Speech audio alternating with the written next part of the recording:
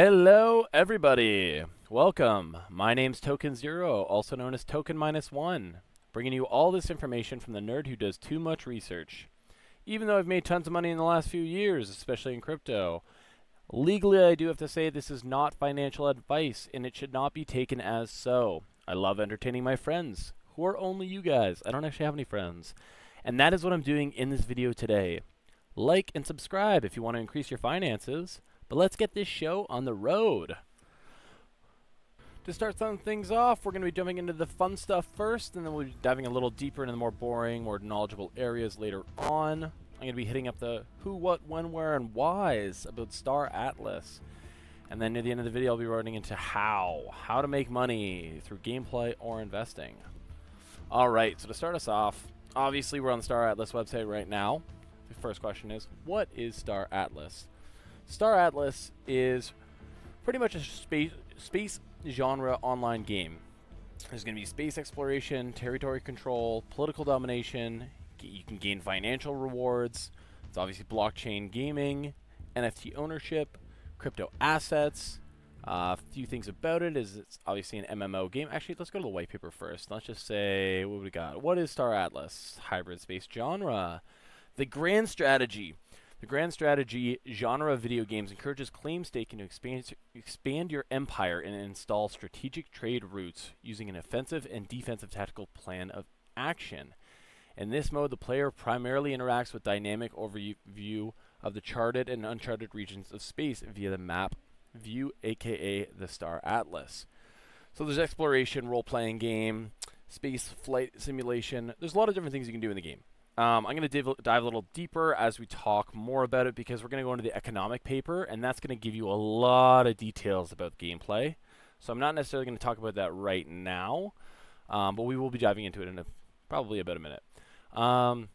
With all that said, one of my favorite things about Star Atlas is that there's 3 different factions, and each faction, this is kind of going off the interviews with the CEO that I've been watching, but he's saying that, they kind of work in the sense of like rock, paper, scissors. So even though rock can beat paper, and,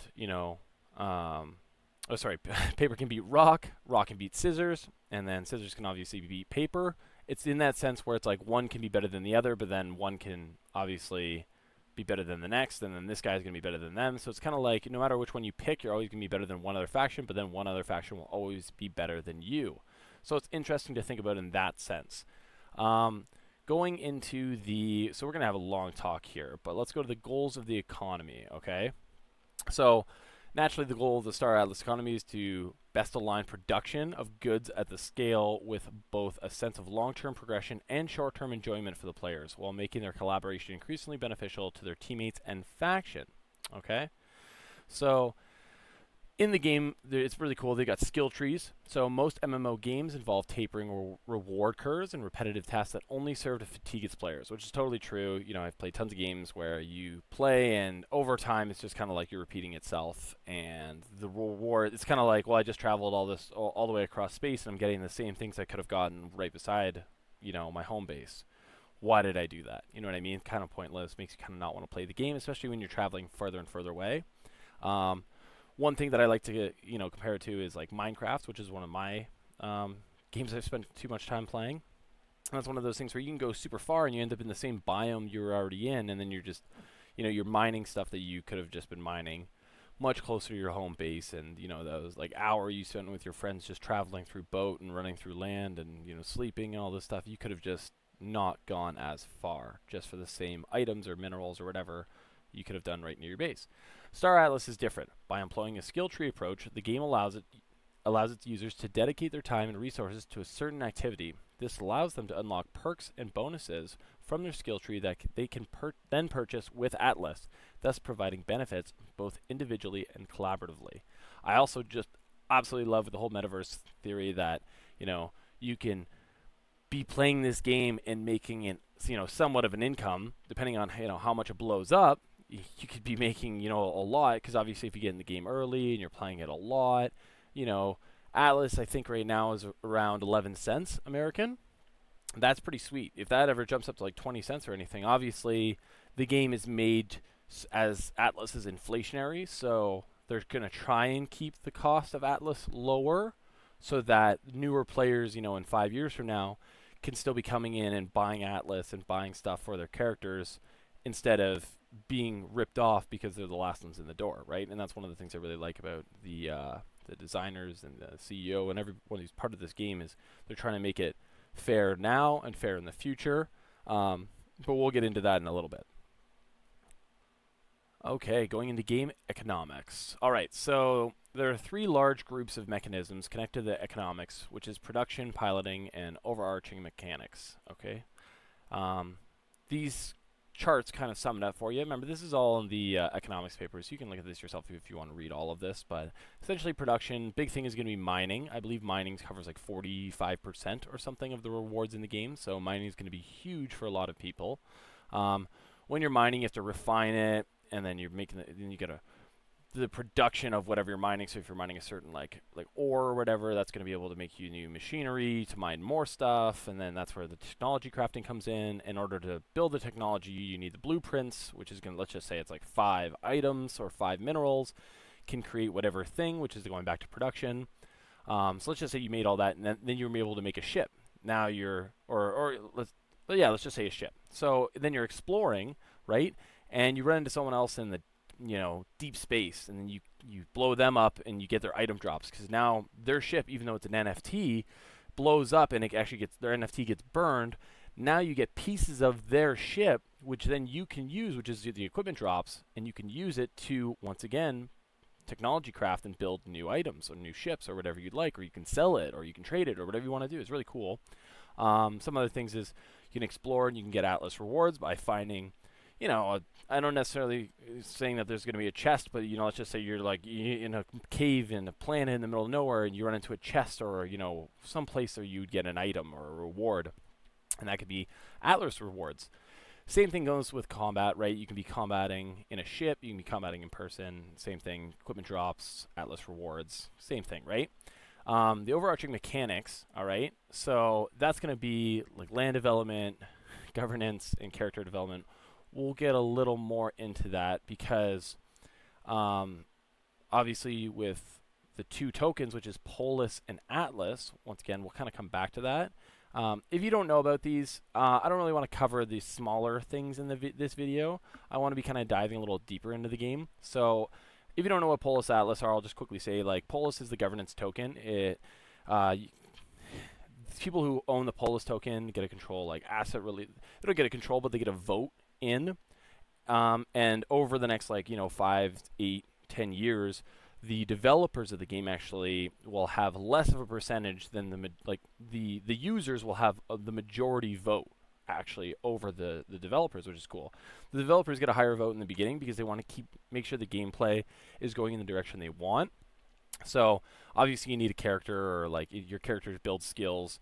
If you have a governance token, which would be Polis, and you have to own land, then you can be voting in the mechanics of the game. So that'd be things like asset release schedules, inflation schedules, future releases from players, faction DAOs, region DAOs, tool set for players to control the treasury. There's all these little cool things that are very interesting, very in-depth, which I absolutely love, because there's going to be so many different things about the game that people are going to want to get involved in, and you don't need to be part of everything. You could, and we'll get into a little more of the jobs or careers you could have in the game in a little bit, but there's just so many different things that you don't need to do everything to be heavily involved in the game. You can do one really, really well, and that will help you more than enough to kind of specialize in the game. And then, sorry, so we're still here. Most of the in-game items come from the production layer. So just to make it simple, obviously I was saying the value tokens are Atlas and Polis. This is the kind of the inflationary in-game currency. And then Polis is the revenue-bearing asset and governance token. The items in the game are going to be ships, equipment, crew, components, buildings, all that fun stuff. Real estate, obviously land ownership in a particular location can be required to participate in governance of that area, which is what I was just saying a second ago. Now, obviously, you want to have your land in better areas, because obviously if you're like you want to, it's like anything, right? Location, location, location. If you're going to have your land far away from everybody else and you just want to be, you want to be like a concert hall, or you want to be like selling services in that way, because like let's just say you hired a DJ to perform in your area, like this is actual things you can do, and then you can sell tickets to people. You don't want to be so out of the way, or like in deep space or something, that people are like, I don't want to go out there because then I'm going to lose all my money. Or you're just kind of like not in like the hot spots, and you want to be a trader, or you want to sell things, or you want to be like somebody that's like help. You want to be just a orbital space station. You want people to build off of that, or you want to be renting space, whatever it is. You want to be in an area that's useful for whatever you're doing, right? If you buy a planet that you want people to be mining off of, so you can be taking part of those rewards, you want to be on a planet that's, you know, kind of close to the center of your orbital space station for your faction, because then obviously if people die and we restart, they can kind of just fly over to yours and start mining for new materials if they lost all their stuff, right? Obviously, when you mine stuff, you mine raw materials, and then you got to turn it into refined materials, and then you can produce stuff by crafting and whatnot. A key concept in understanding what the production, blah blah blah blah. Sorry, production buildings are built on land, with more advanced buildings having additional requirements to the land they can work on. In addition, land ownership is required to participate in some of the governance levels. All land in Star Atlas is subject to land value tax, incentivizing owners to use it rather than simply holding it. So this is something so that like rich people can't just buy a bunch of land and hold on to it and then resell it when it's like really popular for like, you know, 50 times the price. The whole point is, which is going to kind of be crazy, and this is what they were talking in one of the interviews, was that this might actually open up doors to be kind of like in Ready Player One, where they had like IOI. That's kind of like a bad example because obviously IOI isn't good in that movie, but IOI in general is run by a company who pays people to play the game, which obviously if you're a billionaire and you don't really care for video games, you could be paying other people to just be getting you resources and playing your company's characters to do stuff, so that you're pretty much, this land value tax will be irrelevant, because everything else that you're doing in the game, everything that you're paying these employees, is actually going to be like moot. You know what I mean? Like you're going to be making more money from those people playing it, and you don't even have to play it yourself. And it's cool because then the whole geographic thing doesn't matter. Wherever you are in the world, as long as you have that computer or laptop and you're able to play the game, you can be doing that as a job. And that kind of takes away, obviously in the future there's going to be a lot of robotics, and you know, a lot of the jobs nowadays that can be replaced by robots will be, and then you got people who will want to do labor jobs, and they can be doing things like this, which is obviously, you know, less strenuous on the body. Anyways, we'll get more into that near the end of the video, because obviously it's really cool to think how this is going to develop over the next 10 years. Okay, going into the next area. Resource management. Okay, while there will be several activities within Star Atlas to create economic value, mining will be an important pillar to the production within Star Atlas economy. Like I said before, mining's like 45% or something of the rewards. So you want to be mining. And if you don't want to be mining, you gotta, like I said, you don't have to be doing everything, but it would be good to probably have at least like one miner or something like that. Or like even if you just wanted to own a planet and have tons of people mining off of your planet, that's great. Mining yields resources. Keep in mind, there's tons of other jobs which I'll get into, which are then used to trade or create in-game assets to allow users to carry out their jobs and produce value within the game economy. Blueprints are required by leveling up skills, yep, like I said, in the building category, which are then unlocked. Recipes required, blah, blah, blah, which I already said. Land, you have to pay the sales tax, otherwise, sorry, the land tax, whatever it was called, land value tax, or otherwise they will foreclose it. So you do have to make sure you're paying that value tax if you do get land. And then, like I said, you can have people come on your land, mining drill. You get parts of the reward if they decide to mine on your planet or your land, or however it's going to be sold. You would need a mining drill. You would need like NFTs of, like, if you don't want to be doing it, or you and your friends don't want to be the miners, and let's just say you want to keep your computer on and have people mining all the time, you can actually be buying crew members who will be mining for you. And then obviously you need a building or an infrastructure, which I believe doesn't actually cost anything for the power, but you just need to have it there to have the power. So you need all three of these to be mining, which gives you unrefined resources, which then you need to refine, and as that goes here, which is together with the land and NPC, like I just said, generated buildings, and produce mining before they're usable. So pretty much everything I just said. I've done a little too much research, so I'm kind of jumping ahead. I forgot that I highlighted all this stuff. My fault. Okay, and going further. Okay, so these are some of the important roles, okay, which is really cool because you're going to need. This is what I was talking about with all the different things you can do in the game. So there's extra. Oh my God, extractors. Sorry. um, everything's going to have this, so you can, like I said, if you want to go back to this is the economic paper. You can look it up yourself. But I'm not going to go through every little detail on this, but just to give you an example of how it all works, the initial cost. An extractor is a building that has to be purchased or produced prior to installation. There are also power requirements filled by power producing buildings that have no running cost. The maintenance cost to keep this baby up. You need land value tax. Yes, we've already talked about that. And fuel to transport cargo into orbit. Collected in Atlas. Gas fee is in the form of Atlas. So keep in mind, although Atlas is still a currency, you'll be making it in-game and using it in-game in order to keep playing, and then that stuff gets recycled throughout the game so that everybody kind of, it's just like normal cash. Like you get paid at your job, you use it for groceries, you use it for your car, you use it to get around, and whatever you have left over is your profit, right?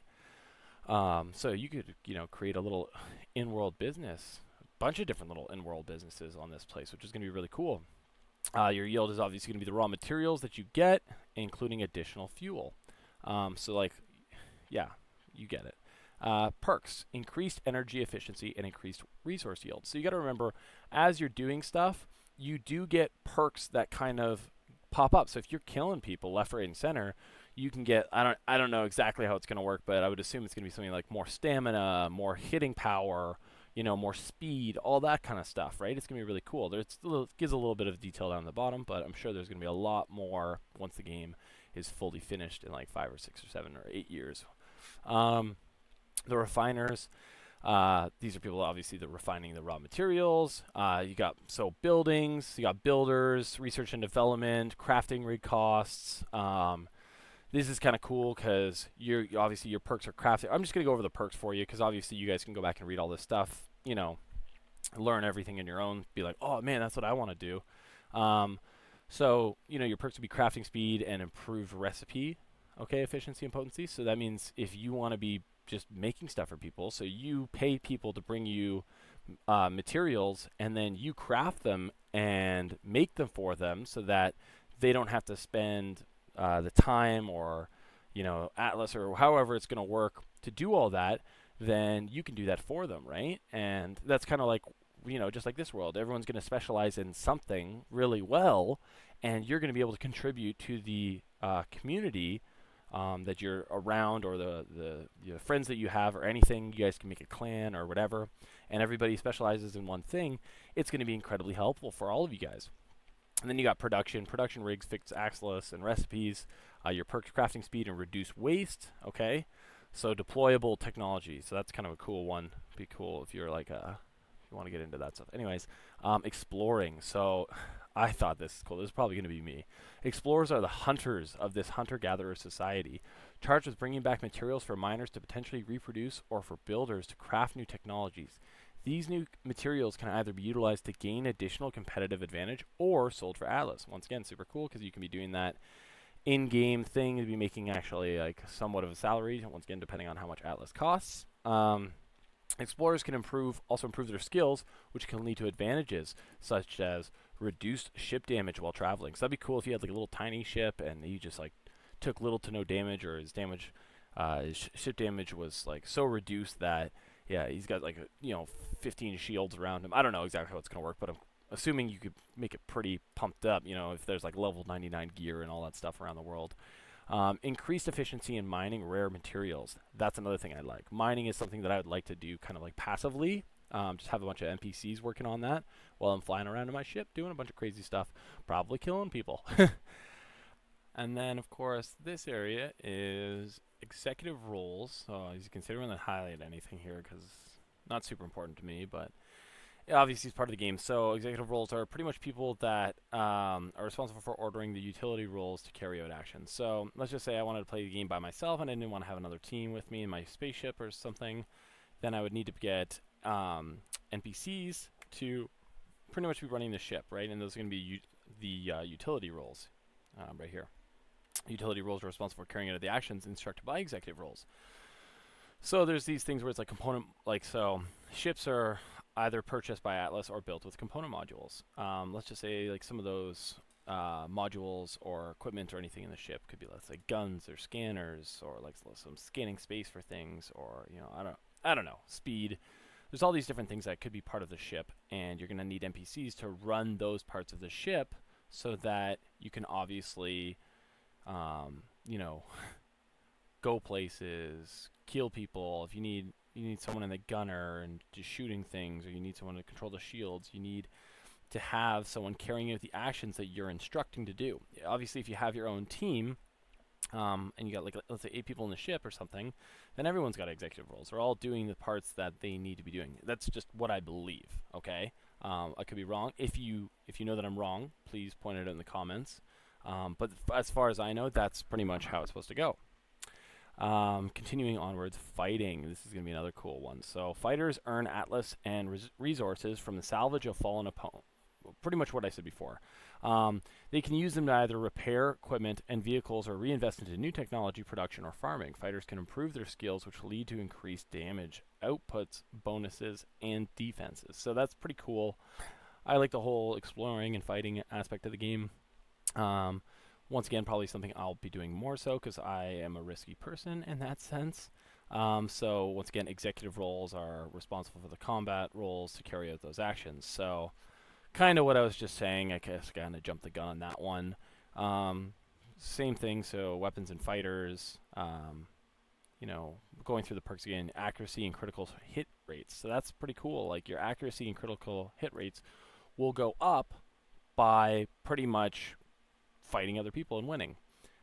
Same thing. I'm pretty sure that these other roles that are told by the executives are run by your NPCs. In the special case of deep space PvP fighting, explorers and their fighters may risk losing all of their assets they deployed or brought on that expedition into deep space. However, the reward is bountiful, which is very exciting. I cannot wait to kind of see what that's all about. Overarching activities. Okay, so there are secondary roles that make Star Atlas more fun while adding value to the economy. These roles include retail, deck manufacturers, and sellers. This is something that I was going over earlier where it's kind of like you own land, you have a person, and you have governance. So if you want to buy land and okay, let's just go through this. Owning a retail deck opens up both production and sale components, modules, crew, gear, mod, and stims. An operational retail deck also allows overclocking of components and crew gear. This structure acts as both a production facility and a storefront. So this is cool because obviously, can't remember fully, but let's just say you had a orbitable station. You could be increasing and you could be growing it so that it has storefront things on it as well. So you could be, if there was 6 of you and one of you and like 3 of you wanted to just be like building materials and all that stuff, pretty much like we were reading above with the the production and the research and development people. They can be building stuff, so they're essentially leveling up and learning how to build things a lot faster. And you have those people that are essentially taking materials and they can make things that you can't have because you aren't leveled up in those certain areas. But if other people just don't want to go out and find those materials themselves because they want to go on a mission to get some other thing, but they need the material or they need the item that you're selling, you can be selling those things all on your station or your land or wherever, right? There's also the social developers where you have a concert on there and you have ticket sales and it's like a social event, right?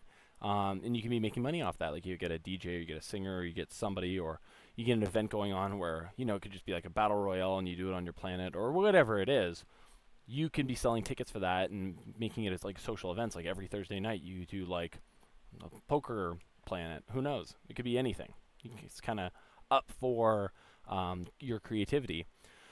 Then there's also sporting events, which is non-violent activities, which is kind of funny. So you can have like races, like ships to race. Um, once again, it's still up in the air. I'm sure you can kind of set the rules on these things, but if you wanted to do something where, let's say, you're racing, no one loses their ships if they die or anything like that. I'm sure you could also do combat stuff where two people fight, kind of like uh, the the area where just two people fight to the death kind of thing, and people could be betting on it, anything like that. You like, there's tons of things that you could do, but the perks of these are obviously, let's just say, you do certain things where you bet 10 Atlas and you win 20 Atlas, then there's your prize pool. Or you have other people betting against you, and you get a higher prize. You fight 1v3 or something, and you get even more money. It's kind of those things that are just like interesting to see, how creative the community is going to get with it. And obviously, in one of the interviews, Michael Wagner, who's the CEO, was saying that they're going to be adding these little things every 6 months or so, hopefully, and that'll increase the kind of the little side games, little fun things you can do where you could probably play this for months on end of just racing people with a spaceship, and you can master that. And they've already made like 5 or 6 other events over the couple of years that you're playing the racing, and then you're just like, well, I'm a really good racer and explorer and all this stuff. I might as well stick with that.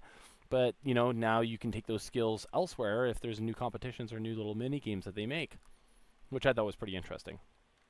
Okay, so going into tokenomics, obviously the overview is there's monetary assets, which is Atlas and Polis, implemented by the Solana Public Library. I think that's tokens. Um, Land ownerships, non-fungible tokens, and in-game items, ships, equipment, crew, ship components, buildings, and blueprints, in-game resources, yes, fungible assets, blah, blah, blah, blah. So obviously we already talked about Polis and Atlas. Polis is the governance token, which is usually used at each level of governance, representing financial stake in the game, voting power, and DAOs where it is staked, and control of the treasury. It has a fixed supply that will not grow, unless a decision to the contrary will be made by the governance down the line. Interesting. So if you really want to get invested into this game, probably good to own some Polis, obviously, because you'll be able to have a say in that. And then Atlas, we know, is the if inflationary exchange in-game money kind of thing. So very straightforward. Polis DAO is tasked with minting, distribution, and redistribution of Atlas within the Atlas treasury. DAO governors will ultimately be able to drive the direction of the metaverse development. I very much like that. Other areas of more immediate focus include economic revisions, feature releases, asset release schedules, and optionality to incorporate player-created content. The Polis is permanently fixed. Ooh, very interesting. I like that. In-game rewards to getting Polis would be completing certain missions in-game. So that's kind of something that I like, because you could just be, if you want to be a political figure, for example, you probably just want to be going for these bad boys. Get the rest of your clan to go for some Atlas stuff, and they can be, making items and new weapons and all that kind of stuff, or ships by using the Atlas, or use your own money in real life to gain Atlas to be buying all the ships and stuff you need. But completing certain missions definitely get you in-game Polis, which is going to be very good. Guilds and so some of the rewards, metagame rewards, guilds, alliances will be rewarded with amount of Polis based on how long they have actively participated in the universe. The reward structure will be calibrated to decentivize churn. This is stuff that I really like about the game. Governance participation, staking in DAO, and being active, and meta economics rewards, which is liquidity provisions on AMMs, and which is automated market makers and other DeFi entities. So if you have money, then you can be giving it out so that these automated market makers can be utilizing it for other people, such as like leveraged buys or anything like that, and you get rewarded for helping out other people who don't have as much money as you to be borrowing it to give it back. Hopefully they make a nice little prize with it, right? Or they complete a mission borrowing your money.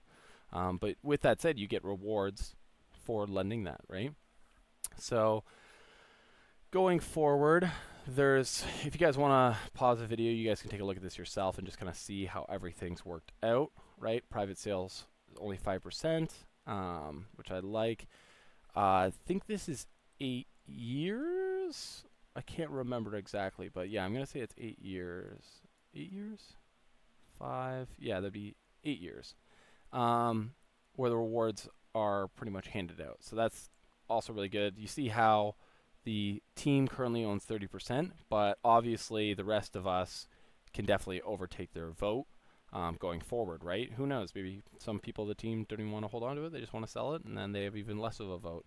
So, and who knows? Maybe not everyone on the team agrees on the same thing. So you got some people that want the economy to be pushed one way, and you got the rest of us that want to be pushed a different way, and things change. Um, this is a better look at pretty much that. So that's one of the things that I absolutely love is the rewards. You got to be playing the game, and there's a bigger chunk handed out to people that are playing. Um, so the Polish rewards are dropping.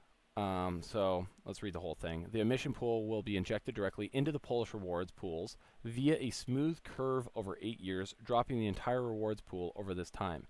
So you can see it right here how, boo, the curve goes down.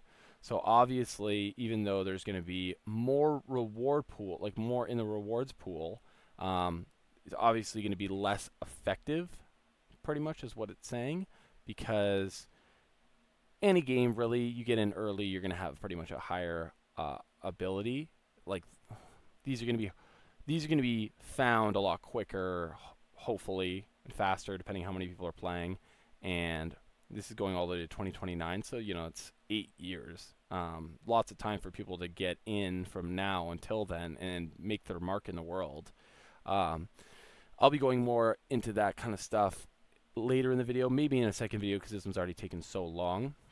Atlas is kind of just super simple. The currency is inflatable. The monetary mass should grow at roughly the same rate as the in-game economy. That's just so people who join in later in the game won't get screwed out of ships and like any NFTs, which could be like NPCs, your characters, anything like that, just so that they're not screwed out because they didn't get in early enough, which would then bring the game's whole purpose down, right? And like it would push away other people.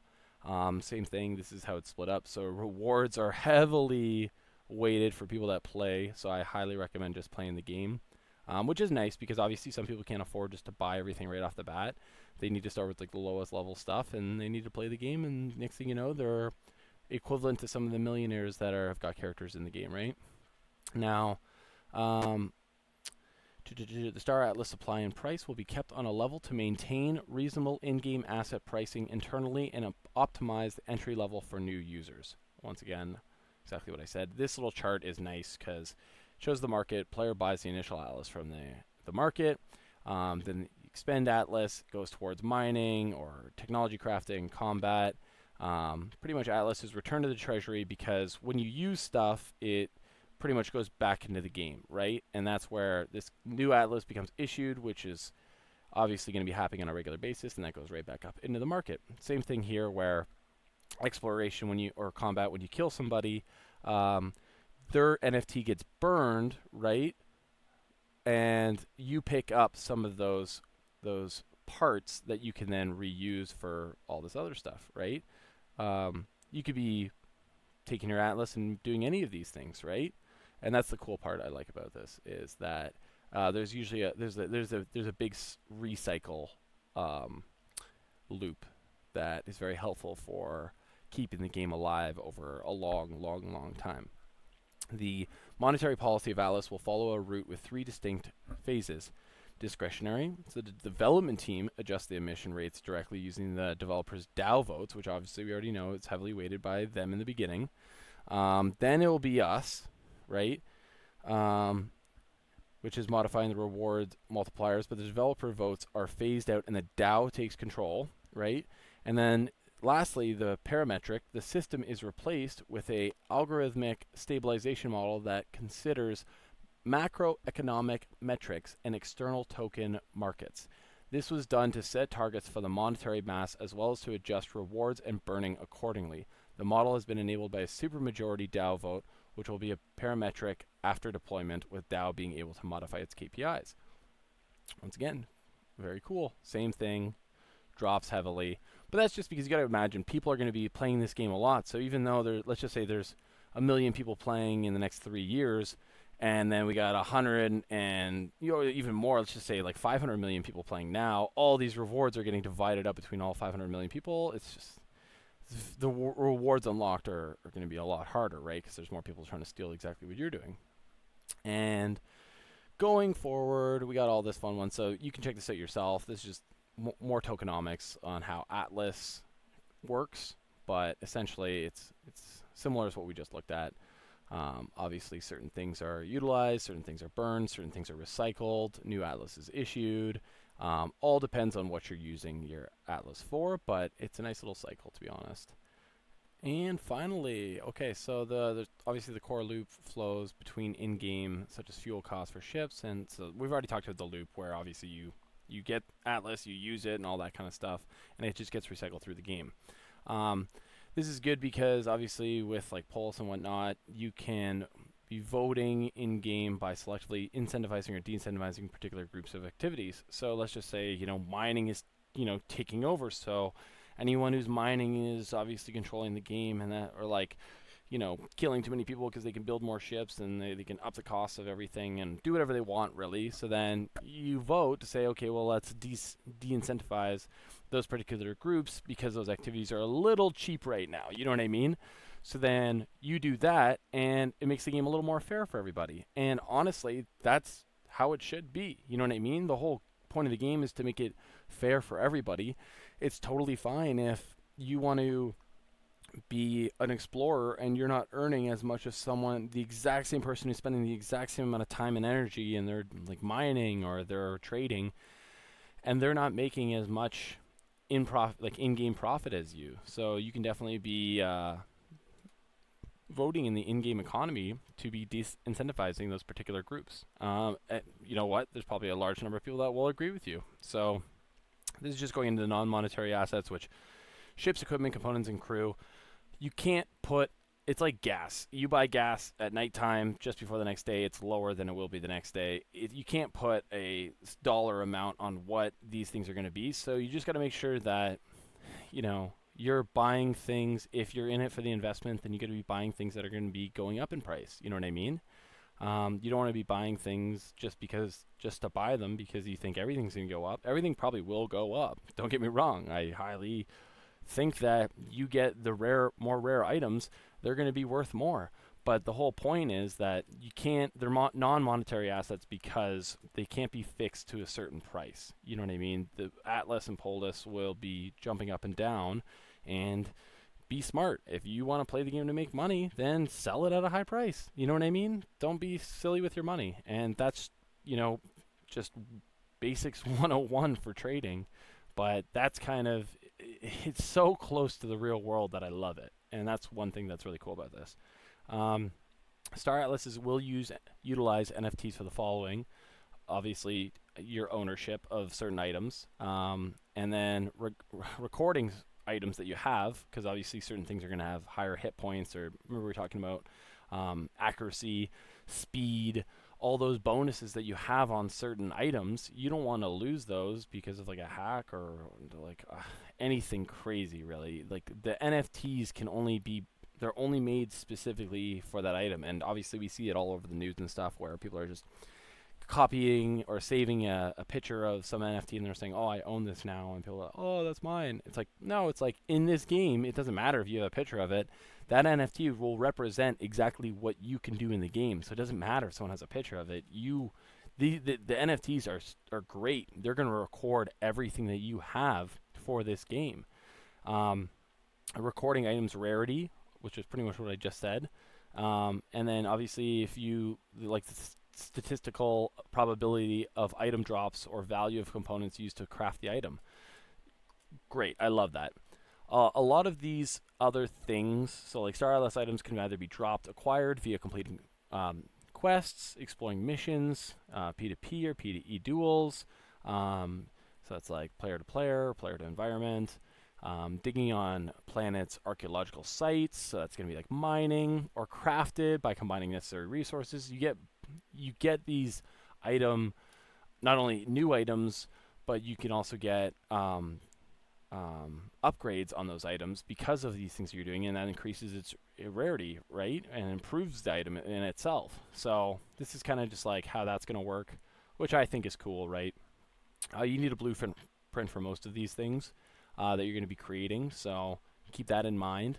One of the really cool things that I like is that they're only going to be giving out pretty much like a basic guide on things that you can make, and then there's going to be people in the game that figure out how to make cooler, more rare things that you wouldn't be able to find. You'd have to build them, and that's just super cool to me. It's kind of like when you play, like I always like going back to Minecraft with this because I played Minecraft for years and I didn't realize that you could take you can make a bunch of these items that you never knew you could make because you've just never found that material before. And then all of a sudden it opens up a new door to all these other items that you've never had. Like if anyone plays Minecraft, like one thing was like netherite. I didn't even go into the nether for like a good year because I had no idea how to get there. And then I started actually reading into it or seeing other people do stuff, and I was like, wow, that is so cool. And it opened up a whole new door to different things that you could accomplish, right? There's different items in those worlds. I kind of jumped back and forth. I didn't realize until now, but a lot of the rest of this stuff I already covered, or I kind of spilled the beans talking about things above. A lot of this stuff isn't really highlighted because I unhighlighted it. I was talking a lot about it. I'm just gonna skip right to the end, which is right here, and I promise you, I just unhighlighted all this stuff. We did talk about most of this stuff, just because I'm silly and I jumped the gun, kind of with all the research that I've been doing myself. But in conclusion, why hasn't a fully self-sovereign MMO ever been done before? The answer is simple. It's not easy, and it takes a lot to build one. That's one of the reasons why the ultimate vision of Star Atlas is to be fully decentralized and sustainable. However, in the early stages, it is critically important to get the game right and see it through to the fully envisioned version. That's why the creators are going to be controlling the game for like the first, I think it's like 6, 7 years or 5 or 6 years, and then it will be us, right? So this is all really cool. I absolutely love the point of this game. I am going to actually make a second video detailing some of the, more investment reasons, but I think you can see just from this video. I hope it didn't get boring at some parts. I know I didn't realize how long I was going to make this video. I was not expecting to make it this long. So I'm going to make a second video if you want to go check that out. I hope you guys really enjoyed this video. If you did, don't forget to hit the like and subscribe button. And as you can see, I have, or you probably can't even see, but I have a bunch of other tabs to go into just about the game, the partners, the people who make the game, who they are, why they're like a good person to be looking at. And overall, I've still got a lot of information to go over. So if you guys like this video, hit that like button and check out my next video. All right, take her easy.